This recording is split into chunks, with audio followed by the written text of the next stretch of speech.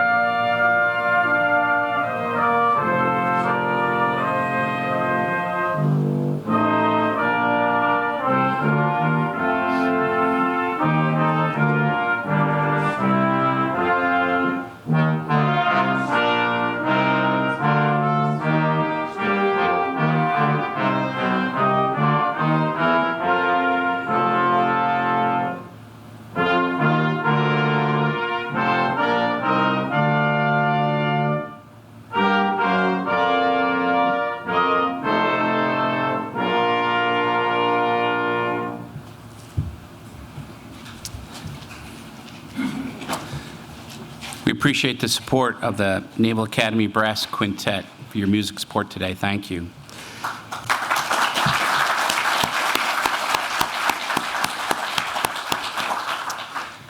Founded in 1873, the Institute's mission is to provide an open forum for all those who dare to read, think, speak, and write to advance the professional, literary, and scientific understanding of sea power and to address other issues critical to global security.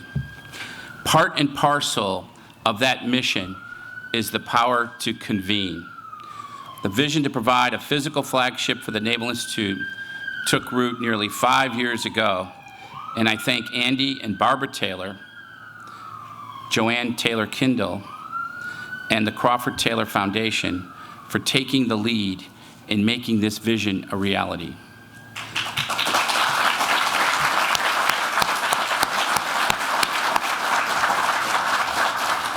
We're honored this building is officially named by the Navy for Andy and Joanne's father, Jack, who fought bravely in World War II as a naval aviator, Navy fighter pilot, and carried Navy values with him for the rest of his life.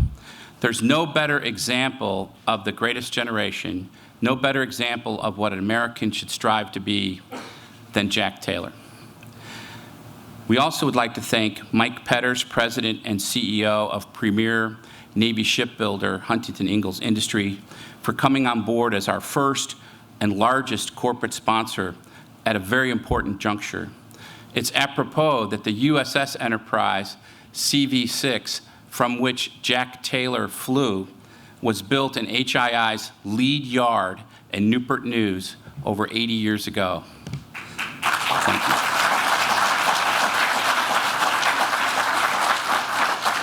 We thank David and Barbara Parks, whose substantial personal gift is an inspiration to all of us at the Institute. Thank you, David and Barbara.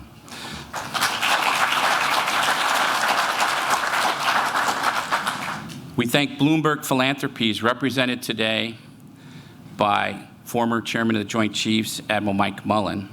He's one of their directors. And we thank the Pritzker Military Foundation, whose generosity and support for our Institute has been instrumental in our current campaign. We thank Bloomberg and Pritzker. Thank you.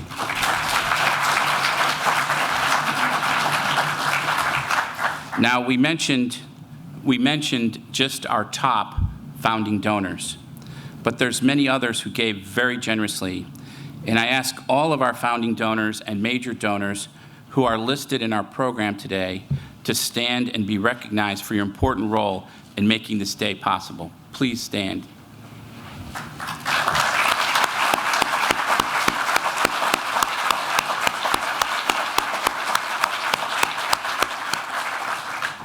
Our foundation trustees, led by former Chairman of the Joint Chiefs, General Pete Pace, gave their time, their resources, and personal investment to raise the capital needed for this project and for the Institute overall.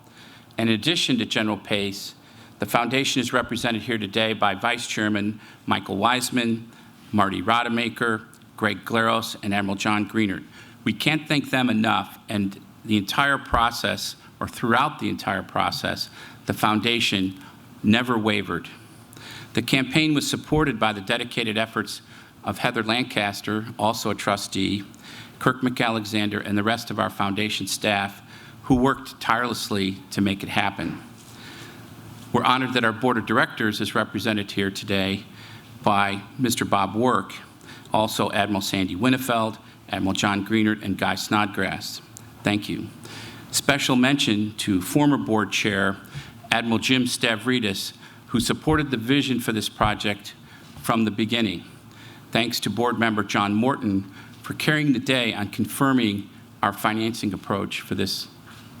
To former board member Vice Admiral Dirk Debink, who has continued to volunteer his time and construction expertise to the project. And to former board member Kenny Klepper, who helped us bring in Bran Farron, the ex-Disney Imagineer who stretched our thinking, gave his time freely, and made us better. Many on the Naval Institute staff worked untold hours to help in important design and execution elements, and I'd particularly like to recognize the efforts of April Perico, Mary Ripley, and Chip Wallen. I also call out the efforts of our project manager, Betsy Rimlinger of MGAC, Chris Ludwig and Christine Hayes of NAVFAC. Special thanks to Marianne Knockel and Larry Bieser of Blank Rome, and to Naval Academy architect Sarah Phillips.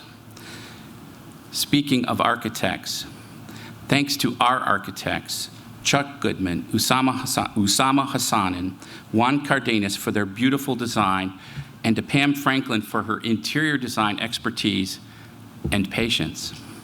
Thanks to Institute member Anthea Germano for her work to recognize the Institute and the groundbreaking in the congressional record. We at the Naval Institute look forward to continuing to partner with the department's leadership and with the Naval Academy led by Vice Admiral Sean Buck and the Whiting-Turner team led by Sam Abutalib and Mike Selman to make the Jack C. Taylor Conference Center a bright lantern for all naval professionals for generations to come. And now it's my honor to introduce the Undersecretary of the Navy, Tom Modley, who has supported this project from the very beginning of his tenure. A USNA 83 grad, he served with distinction both in the private sector and in several senior government positions. The 33rd Undersecretary of the Navy, the Honorable Tom Modley. Thank you.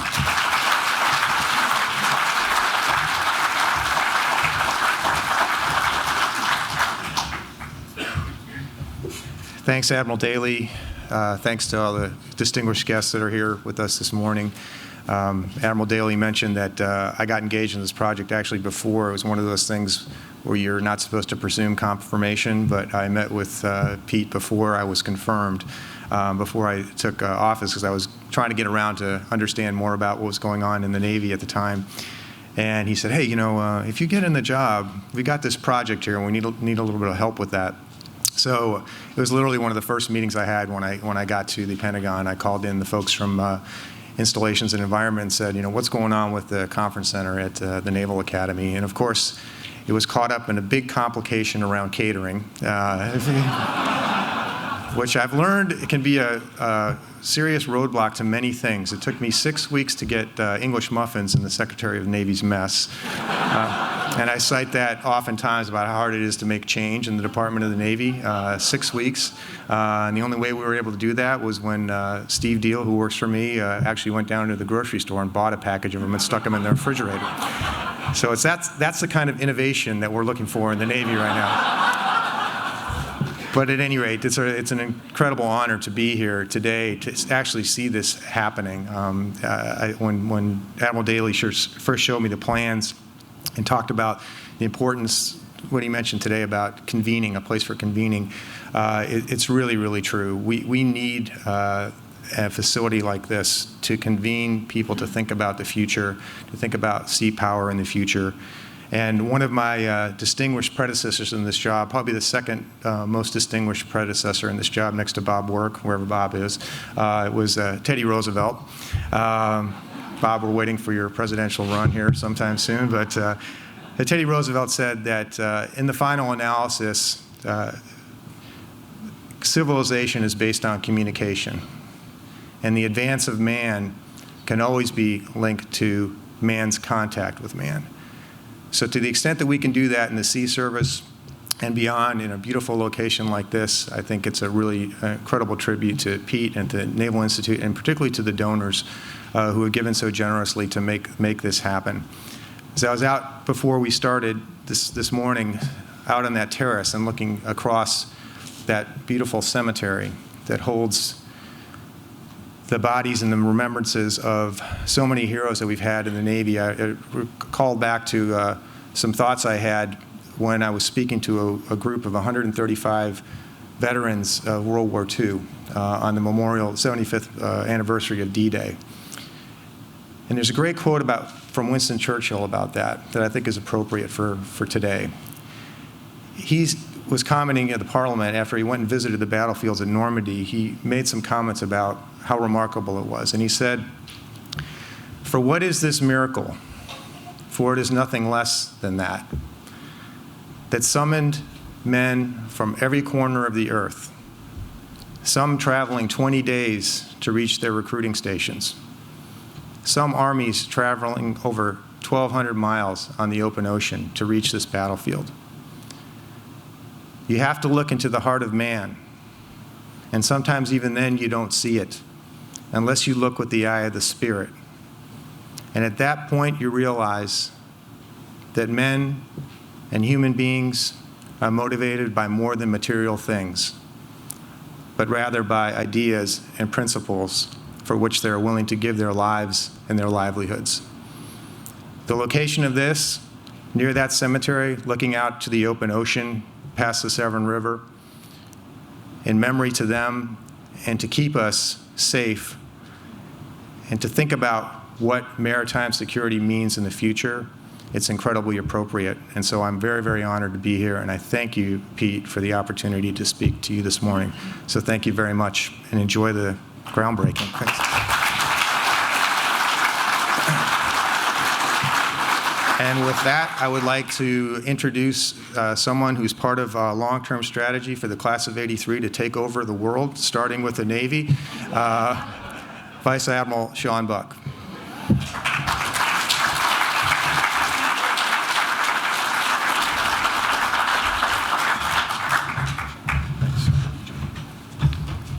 Good morning.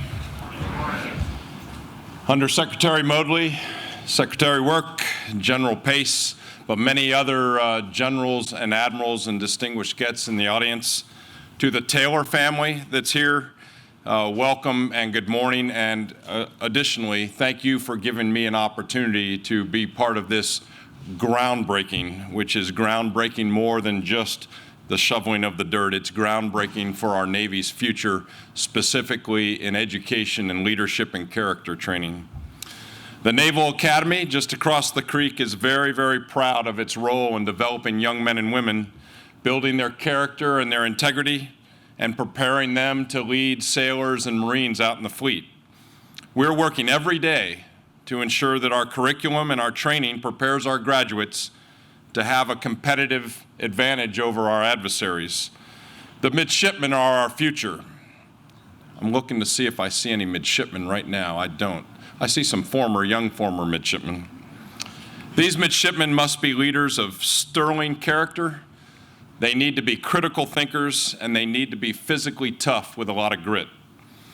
We're proud that the Naval Academy and the Naval Institute share almost 150 years of history together right here in Annapolis, Maryland.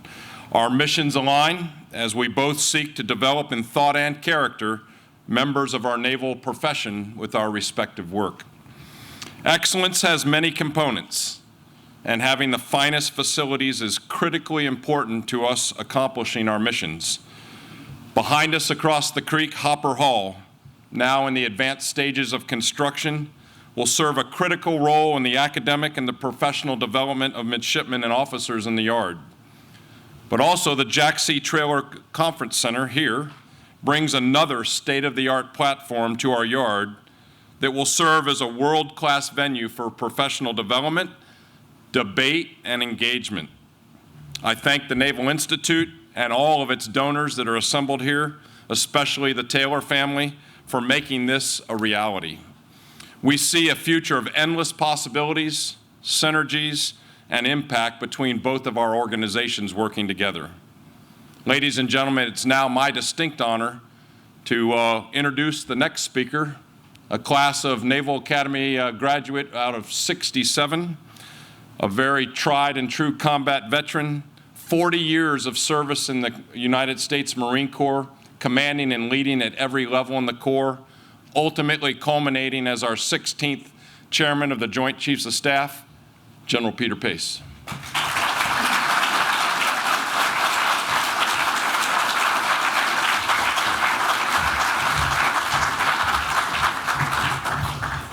Sean, thank you very much. It's a distinct honor for me to be here with you all today representing my fellow trustees.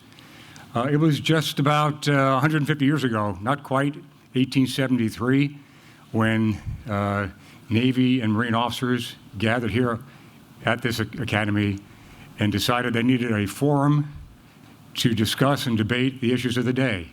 And they stood up the Naval Institute. They decided to keep a record of their discussions, and they did so by publishing in 1874, 1 year later, the proceedings of their discussions. That Proceedings magazine has been published every year since. Today, Vice Admiral Pete Daly thanked almost everybody who should have been thanked, except one very important person, Pete, you. I understand why you didn't mention yourself. But the bottom line, Pete, is very simple. You have proven the adage that one man with courage and vision is a majority. God bless you, sir, for what you've done.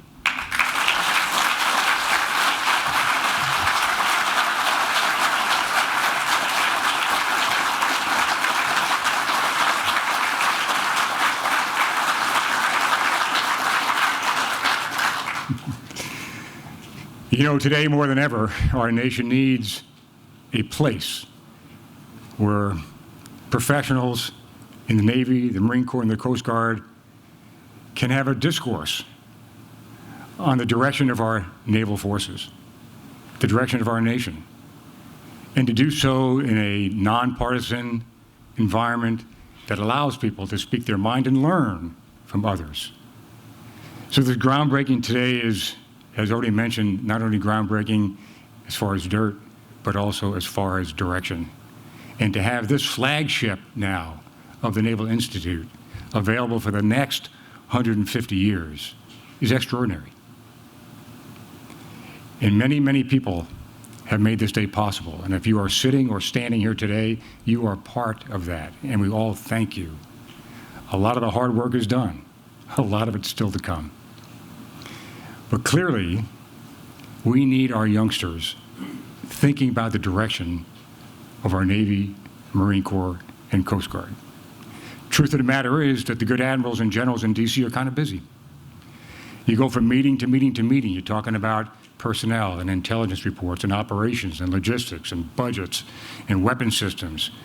And quite honestly, the more senior you get, the less time you have to think. And we really need those bright young minds who have some time to think, to have a forum and a place to do it. We've always had the proceedings, but now we have a place, a physical location that'll be a home to those who want to color a little bit outside the lines and put ideas on the table, A, that may not be popular, but B, that absolutely need to be aired so that we can pick the best possible path for our nation. Many, many folks in this audience today should be thanked and have been.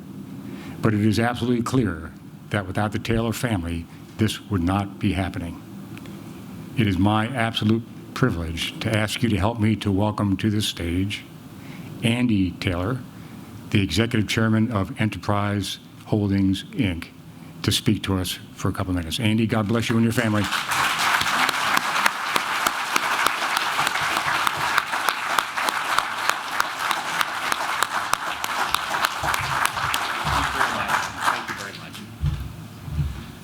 Thank you all. It's a privilege to be here. And there's one other person that hasn't been thanked yet, Jane Daly. So thank you for supporting Pete and this institute.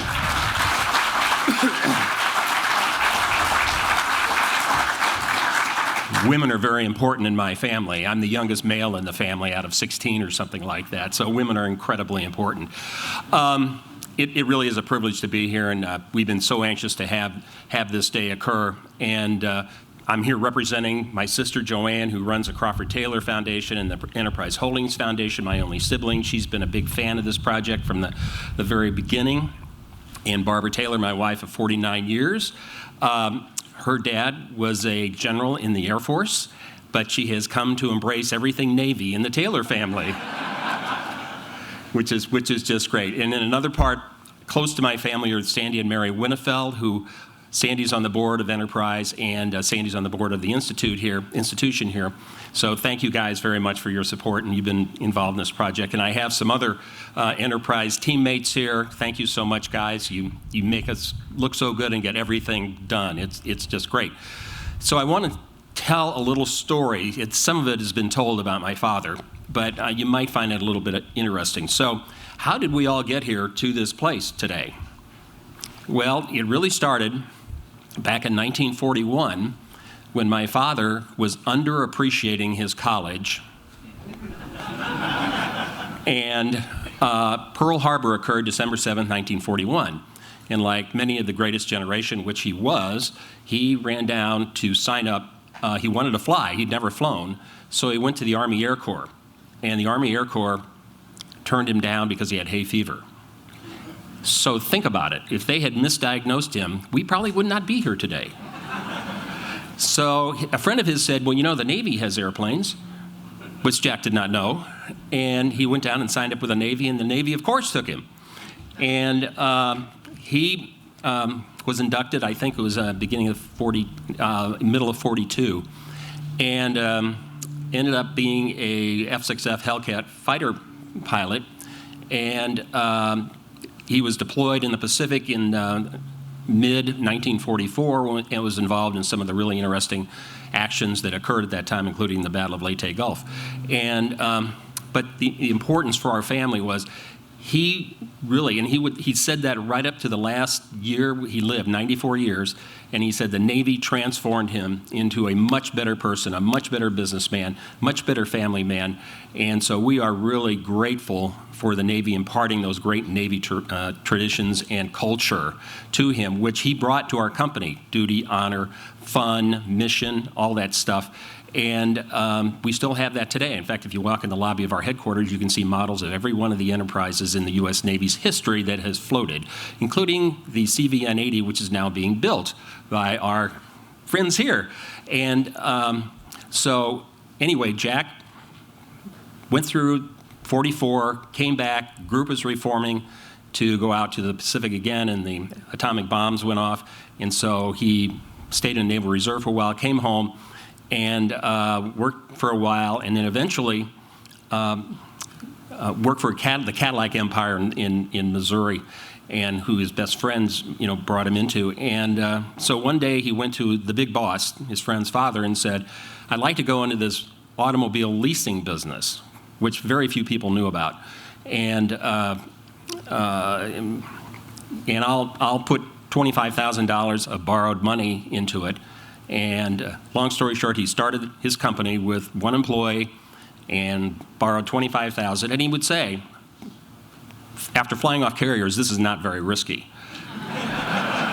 And he would let the phone ring a few extra times to have his prospective customers think he was busy, and that $25,000 of borrowed money has turned into a almost $25 billion revenue company today, which gives us the privilege and the opportunity to be able to give back to the Navy the things that he learned that were so, so important. So that's Jack Taylor's story in a nutshell, and that's why I'm standing here today with my sister and my wife and my team and the Winnefells. And I just also like to thank our donors, the other donors that joined us in this project, which is, just great. We're really inspired by what's going to happen here. And Pete, you are amazing. I've met a lot of people. You are probably the most softly tenacious guy I think I've ever met. And I want to thank also the people that are involved in the governance of the foundation and the Institute. You all are doing, great work. So I think that's it. That's a wrap. And now we're looking forward to turning some dirt. Pete? Yes, sir. All right. Thank you all.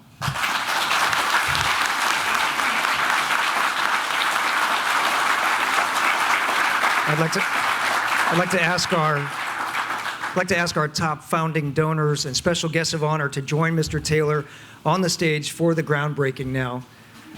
Vice Admiral Pete Daly, Admiral Mike Mullen, the Honorable Thomas Modley, Ms. Joanne Taylor Kindle, the Honorable Robert O. Work, General Peter Pace, Mr. David Parks, Vice Admiral Sean Buck, and Mr. Mike Petters. Now it's time for some audience participation. So we're going to do a little countdown here. What's that? Once they've picked up their shovels and are ready,